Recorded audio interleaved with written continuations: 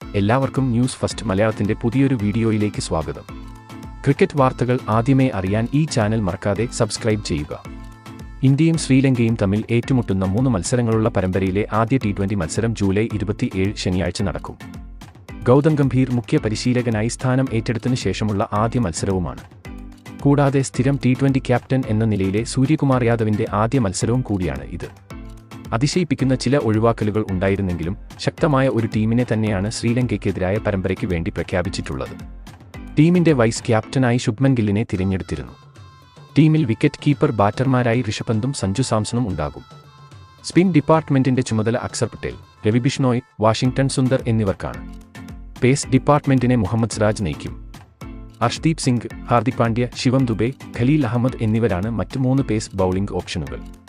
ഋതുരാജ് ഗെയ്ക്വാദിന്റെയും അഭിഷേക് ശർമ്മയുടെയും അഭാവത്തിൽ ശുഭ്മൻ ഗില്ലും യശസ്വി ജയ്സ്വാളും ചേർന്ന് ഇന്ത്യൻ ഇന്നിംഗ്സ് ഓപ്പണിംഗ് നടത്തുമെന്നാണ് റിപ്പോർട്ട്.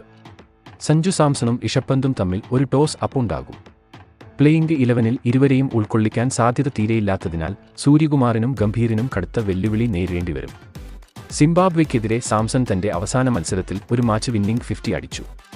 അത് സഞ്ജുവിന് ഗുണം ചെയ്യും. മാത്രവുമല്ല, സഞ്ജു സാംസണിൽ നിന്ന് വ്യത്യസ്തമായി ഋഷഭ് പന്ത് ഏകദിന ടീമിലുമുണ്ട്. അതുകൊണ്ട് തന്നെ T20 ടീമിൽ സഞ്ജുവിനാകും മുൻഗണന. 3 സ്പിൻ ബൌളിംഗ് ഓപ്ഷനുമായാണ് ഇന്ത്യയും ഇറങ്ങുന്നത്. ഇനി നമുക്ക് ശ്രീലങ്ക മത്സരത്തിലെ ഇന്ത്യയുടെ പ്ലേയിംഗ് 11 ഒന്ന് വിശദമായി പരിശോധിക്കാം. മത്സരത്തിൽ ശുഭ്മൻ ഗില്ലും യശസ്വി ജയ്സ്വാളും ചേർന്ന് ഇന്നിംഗ്സ് ഓപ്പൺ ചെയ്യും. കഴിഞ്ഞ മത്സരങ്ങളിൽ മികച്ച പ്രകടനമാണ് ഇരുവരും നടത്തിയത്. ഋഷഭ് പന്തിൽ നിന്ന് ക്യാപ്റ്റൻ സൂര്യകുമാർ യാദവ് 3-ാം നമ്പർ സ്ഥാനം തിരിച്ചെടുക്കും. 4-ാം നമ്പറിൽ മലയാളി താരം സഞ്ജു സാംസൺ എത്തുമ്പോൾ 5-ാമനായി റിങ്കു സിംഗ് എത്തും. 6-ാം നമ്പറിൽ ഹാർദിക് പാണ്ഡ്യയും ഉണ്ടാകും.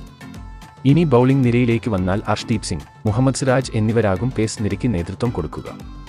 അതുപോലെ തന്നെ സ്പിന്നിൽ രവി ബിഷ്ണോയ്, വാഷിംഗ്ടൺ സുന്ദർ, അക്സർ പട്ടേൽ എന്നിവരും ഉണ്ടാകും.